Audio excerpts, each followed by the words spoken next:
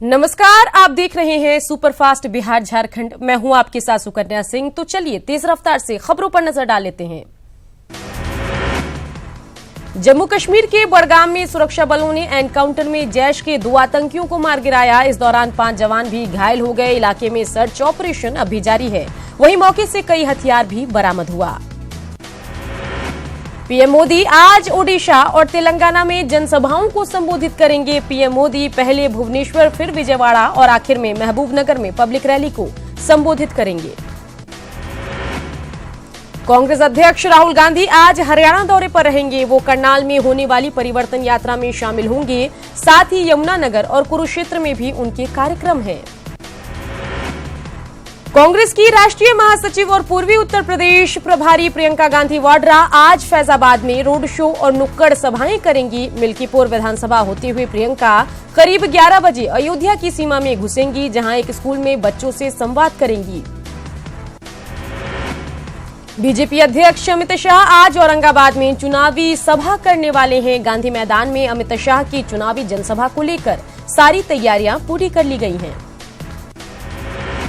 मौके पर सदर एसडीओ प्रदीप कुमार, एएसपी अभियान राजेश कुमार और एसडीपीओ अनूप कुमार ने गांधी मैदान पहुंचकर तैयारियों का जायजा लिया। सदर एसडीओ प्रदीप कुमार के मुताबिक सभा स्थल पर सुरक्षा के पुख्ता इंतजाम किए गए हैं।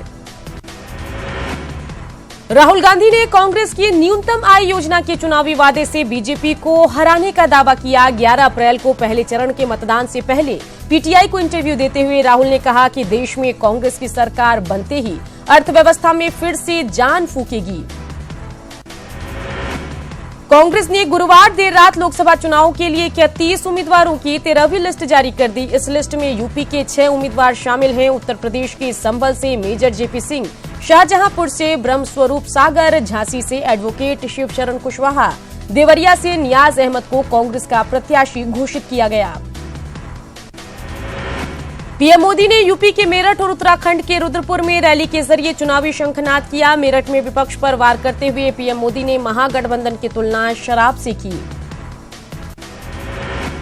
कांग्रेस के न्यूनतम आय के वादे पर तंज कसते हुए कहा कि जो गरीबों का खाता तक नहीं खुलवा सके वो पैसे देने की बात कर रहे हैं। वहीं विपक्षी पार्टियों ने पीएम के वार पर पलटवार करते हुए गरीबों का मजाक उड़ाने का आरोप लगाया। वहीं पुलवामा हमले के सबूत मांगने वाले विपक्षी नेताओं पर पीएम ने तंज कसा और कहा कि महामिलावटी लोग पाक मीडिया में छाए हुए हैं। पीएम मोदी ने गुरुवार को तीसरी रैली जम्मू कश्मीर के अखनूर में की। यहां विशाल जनसभा को संबोधित करते हुए पीएम ने कहा कि सीमा पार आतंक की फैक्ट्री चलाने वाले डर के साए में जी रहे हैं। पाकिस्तान में दुआ मांगी जा रही है कि चौकीदार सत्ता से हट जाए। कश्मीर समस्या के लिए उन्होंने कांग्रेस को जिम्मेदार बताया। लोकसभा चुनाव से पहले कांग्रेस हाईकमान ने संजय निरुपम को मुंबई कांग्रेस के अध्यक्ष पद से हटा दिया। उनकी जगह मिलिंद देवड़ा को कमान सौंपी गई। हालांकि संजय निरुपम उत्तर पश्चिम मुंबई से लोकसभा क्षेत्र से चुनाव लड़ेंगे। जनता दल सेक्युलर के राष्ट्रीय अध्यक्ष और पूर्व पीएम एचडी देवगौड़ा ने बीजेपी पर उनकी पार्टी को पैसा ऑफर करने का आरोप लगाया। एचडी देवगौड़ा ने यह भी कहा कि बीजेपी नेताओं ने कुमारस्वामी को मुंबई में मिलने का प्रस्ताव दिया था, जहां वो पैसे भी देने वाले थे। महागठबंधन की सीटों और उम्मीदवारों का ऐलान आज हो सकता है। इसको लेकर आज महागठबंधन की प्रेस कॉन्फ्रेंस होगी, जिसमें उम्मीदवारों का ऐलान हो सकता है। उधर प्रदेश कांग्रेस ने 5 सीटों के लिए केंद्रीय चुनाव समिति को नाम भेजा है। हालांकि कीर्ति आजाद की सीट पर अभी भी सस्पेंस बरकरार है। बिहार कांग्रेस की नाराजगी के बाद कांग्रेस आलाकमान ने शत्रुघ्न सिन्हा की सदस्यता टाल दी है। पटना साहिब से उन्हें उम्मीदवार बनाए जाने की चर्चा थी। यहां बीजेपी की ओर से रविशंकर प्रसाद मैदान में है। टिकट बंटवारे पर लालू फैमिली में विद्रोह हो गया है। तेज प्रताप ने मोर्चा खोलते हुए छात्र आरजेडी के संरक्षक पद से इस्तीफा दे दिया और ट्वीट करके निशाना साधा कि उन्हें नादान समझने वाले लोग नादान हैं। मिशन 2019 के लिए बेगूसराय जाने से पहले केंद्रीय मंत्री गिरिराज सिंह ने सीएम नीतीश से मुलाकात की। हालांकि उन्होंने बातचीत के बारे में बात करने से इनकार कर दिया। एनडीए प्रत्याशी घोषित होने के बाद पूर्वी चंपारण के बीजेपी प्रत्याशी केंद्रीय कृषि और किसान कल्याण मंत्री राधा मोहन सिंह अरेराज पहुंचे, जहां उन्होंने अपने चुनावी अभियान की शुरुआत की। राधा मोहन सिंह ने अरेराज में प्रसिद्ध सोमेश्वरनाथ महादेव मंदिर में पूजा की। सोमेश्वरनाथ महादेव से आशीर्वाद लेने के बाद राधा मोहन सिंह ने अरेराज के पुराना सिनेमा हॉल में आयोजित विजय संकल्प सभा में भाग लिया। कांग्रेस नेता फुरकान अंसारी ने किसी दूसरे दल की टिकट पर चुनाव लड़ने से इनकार कर दिया। गोड्डा सीट पर बसपा की टिकट फुरकान अंसारी के चुनाव लड़ने की अटकलें थीं। कांग्रेस प्रदेश अध्यक्ष अजय कुमार अपनी ही पार्टी के नेताओं के निशाने पर हैं। गोड्डा के पूर्व सांसद फुरकान अंसारी के बाद पलामू के पूर्व सांसद कामेश्वर बैठा ने अब अजय कुमार के खिलाफ मोर्चा खोल दिया है। कामेश्वर बैठा ने उन्हें दलित विरोधी करार दिया। चतरा सीट पर कांग्रेस और आरजेडी में तलवार खिंच गई है। कांग्रेस ने हर हाल में चतरा सीट से अपना उम्मीदवार उतारने का ऐलान किया। चतरा संसदीय सीट को लेकर अभी तक बीजेपी ने अपने उम्मीदवार की घोषणा नहीं की। कार्यकर्ताओं की मांग है कि किसी स्थानीय को ही चतरा से टिकट दिया जाए। फिलहाल यहां से बीजेपी के सुनील सिंह सांसद हैं। रांची में आचार संहिता उल्लंघन के मामले में राज्य निर्वाचन आयोग ने बीजेपी के प्रचार गाड़ी को जब्त कर लिया। साथ ही 26 लोगों के खिलाफ आचार संहिता उल्लंघन का मामला दर्ज किया।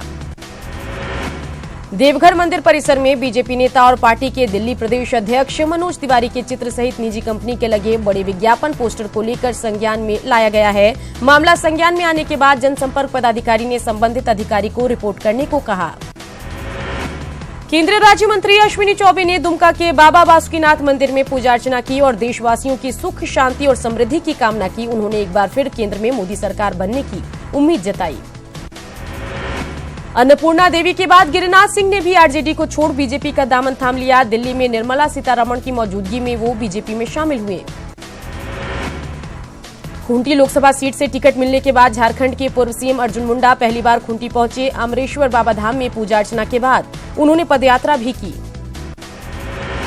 सीएनटी एसपीटी एक्ट में संशोधन के खिलाफ बंद को लेकर विपक्ष के 54 नेताओं पर केस दर्ज किया गया था। मामले में रांची कोर्ट ने जेवीएम महासचिव खालिद खलील को बेल दे दिया। आचार संहिता उल्लंघन के मामले में JVM supremo Babulal Marandi Dhanbad court में पेश हुए। मामले में अगली सुनवाई 4 अप्रैल को होगी।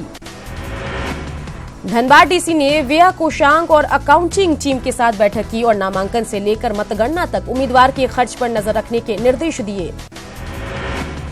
भागलपुर में बीजेपी कार्यकर्ताओं की बैठक हंगामेदार रही और कई लोगों ने मीटिंग का बहिष्कार किया। कार्यकर्ता सीट जेडीयू को दिए जाने से नाराज थे।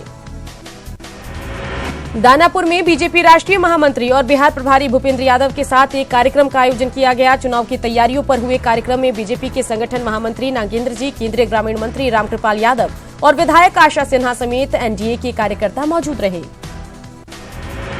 भागलपुर प्रमंडल की आयुक्त वंदना कीनी बांका लोकसभा क्षेत्र की चुनावी तैयारी का जायजा लेने के लिए बांका पहुंची। स्मरणालय स्थित सभा भवन में बैठक कर उन्होंने स्वतंत्र और निष्पक्ष चुनाव सुनिश्चित कराने के लिए जरूरी निर्देश दिए। मतदान के प्रति मतदाताओं को जागरूक करने के लिए रक्सौल में गुरुवार को फ्लैग मार्च निकाला गया, जो शहर के विभिन्न क्षेत्रों से होकर गुजरा। लोकसभा चुनाव में इस बार साहिबगंज में भी दिव्यांगों के लिए चुनाव आयोग के निर्देश पर विशेष व्यवस्था की गई है। दिव्यांगों के लिए वोटिंग के दिन, मतदान के दिन सभी बूथों पर वॉलंटियर रहेंगे, जो दिव्यांगों को उनका वोट कराने में मदद करेंगे। लोहरदगा लोकसभा क्षेत्र में होने वाले 29 अप्रैल को मतदान का प्रतिशत बढ़ाने के लिए जिला प्रशासन की ओर से कई जागरूकता कार्यक्रम चलाए जा रहे हैं। एलईडी और नुक्कड़ नाटक के माध्यम से नक्सल बाहुल इलाके में वोटरों को जागरूक किया जा रहा है। लोकसभा चुनाव के मद्देनजर अरवल जिले के नक्सल प्रभावित इलाके में केंद्रीय बलों की तैनाती कर दी गई। भयमुक्त माहौल में मतदान के लिए केंद्रीय सुरक्षा बल मार्च कर रहे हैं। कई गांवों में छापेमारी कर देसी शराब बरामद किया गया। बांका में 2 बाइक्स की सीधी टक्कर में एक बाइक सवार की मौत हो गई, जबकि 3 गंभीर रूप से जख्मी हो गए हैं। तीनों को कटोरिया रेफरल अस्पताल से देवघर रेफर कर दिया गया। पटना में पुलिस ने मीठापुर सब्जी मंडी के पास से शटर कटवा गिरोह के 4 सदस्यों को गिरफ्तार किया। इनके पास से 2 लैपटॉप, 2 बाइक समेत कई चीजें बरामद की गई। अररिया में भीषण अगलगी में करीब 12 घर जलकर राख हो गए। इस अगलगी में करीब 15 लाख की संपत्ति के नुकसान का अनुमान है। मुजफ्फरपुर में अज्ञात बाइक सवारों ने अंधाधुंध फायरिंग की, जिसमें 3 लोगों को गोली लग गई। इनमें एक किशोर भी शामिल है। पटना के मनेर में पुलिस ने बीती रात 4 शराबियों को धर दबोचा। गिरफ्तार सभी लोग विवाह के लिए लड़का देखने जा रहे थे। अररिया के मदनपुर में 4 साल की मासूम बच्ची को गांव के ही एक सनकी युवक ने निर्मम हत्या कर दी। घटना चांदभाग गांव की है। आरोपी युवक साकिर फरार है। मुजफ्फरपुर की मोतीपुर पुलिस ने लूटपाट करने वाले गिरोह के 3 अपराधियों को गिरफ्तार किया। इनकी गिरफ्तारी 26 मार्च को आभूषण कारोबारी की गोली मारने और लूट के मामले में हुई। अरवल जिला मुख्यालय में जन वितरण प्रणाली के दुकान से पुलिस ने 2 बोरी अनाज जब्त किया। पीडीएस दुकानदार पर चोरी छिपे अनाज बेचने के आरोप में एफआईआर दर्ज किया गया। पूर्वी चंपारण में अलग अलग जगहों पर 11 घर जलकर राख हो गए। दोनों जगहों पर ग्रामीणों के सहयोग से फायर ब्रिगेड की टीम ने आग पर काबू पाया। वैशाली के लालगंज में पेड़ से लटका बुजुर्ग का शव मिला। माना जा रहा है कि हत्या के बाद शव को पेड़ से लटका दिया गया। मृतक की पहचान नहीं हो पाई है।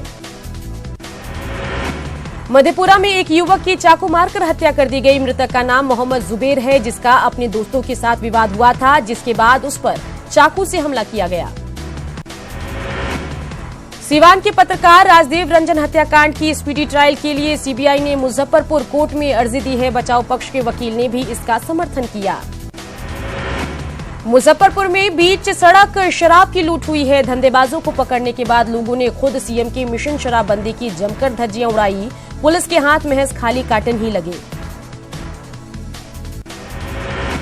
औरंगाबाद में एक वीडियो वायरल हो रहा है, जिसमें एक युवक को जूतों से पीटा जा रहा है। युवक को 50 जूते मारने और 1 लाख रुपए बतौर जुर्माना वसूले जाने की आवाज भी सुनाई दे रही है।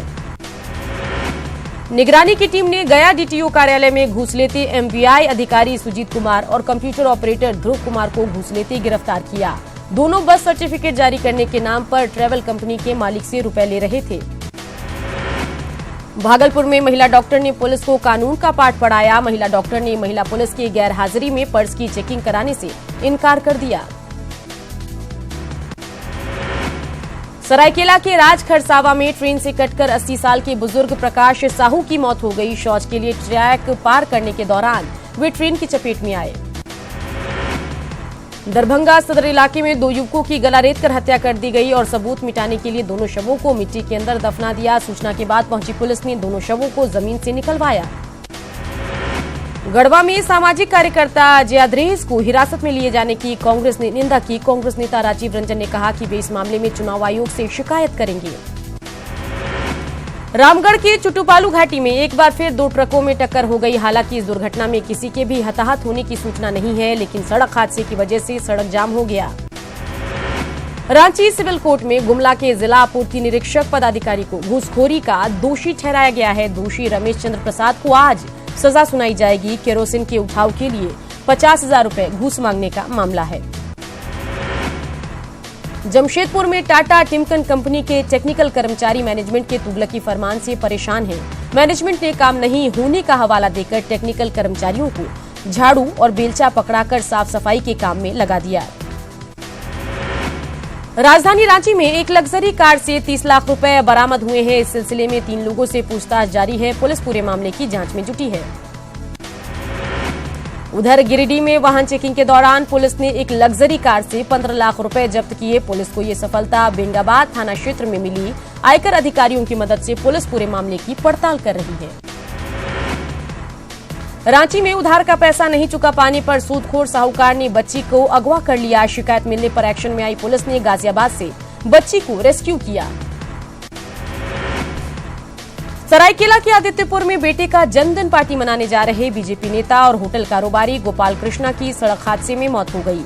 आदित्यपुर के मेयर विनोद श्रीवास्तव ने गोपाल कृष्णा के निधन पर दुख जताया। बाढ़ में पुलिस और शराब तस्करों के बीच फायरिंग हुई। इस दौरान पुलिस ने 3 तस्करों को गिरफ्तार किया, साथ ही मौके से हथियार भी बरामद किया। घटना शहरी हौज की है।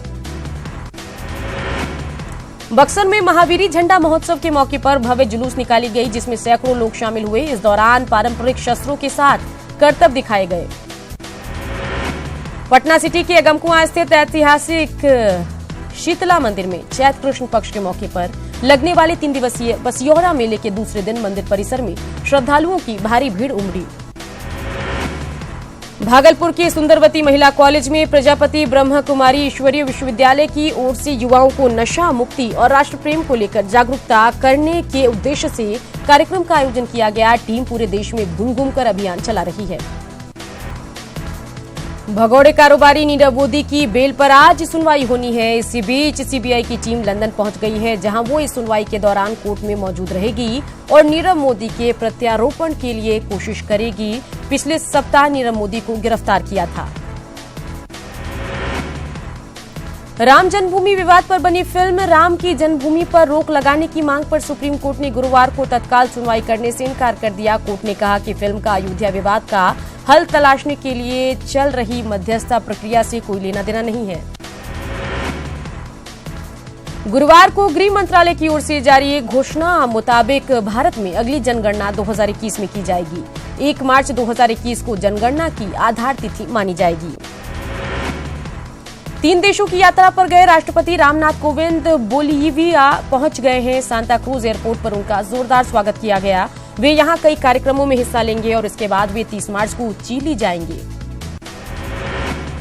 ब्रेक्जिट के मुद्दे पर ब्रिटेन के सांसद आज एक बार फिर वोट डालेंगे। हालांकि ये वोटिंग सिर्फ यूरोपीय संघ के साथ हुए समझौते के हिस्सों पर ही की जाएगी।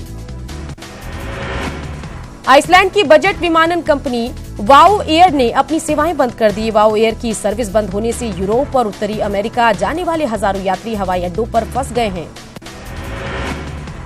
अर्जुन कपूर और मलाइका अरोड़ा अपने रिश्ते को लेकर शादी में बदलने जा रही हैं। खबरों के मुताबिक 19 अप्रैल को अर्जुन और मलाइका शादी करेंगे।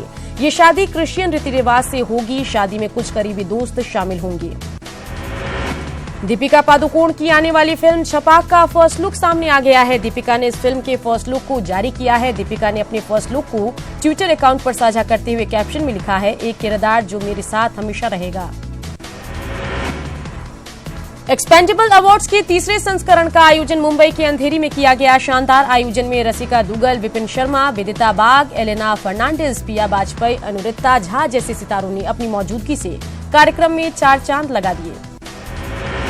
बॉलीवुड की देसी गर्ल यानी प्रियंका चोपड़ा को न्यूयॉर्क में अपने ससुराल में स्पॉट किया गया, जहां प्रियंका बहुत ही खूबसूरत आउटफिट में नजर आई। प्रियंका ने अपने खास अंदाज से फैंस को फिर दीवाना बना दिया। एक्ट्रेस मौनी रॉय की बोल्ड तस्वीर इंस्टाग्राम पर सामने आई है। इस फोटो को फैंस खूब पसंद कर रहे हैं। इन फोटो को उनके फैन पेज पर शेयर किया गया। कुछ ही मिनटों में इन तस्वीरों पर हजारों लाइक आ गए।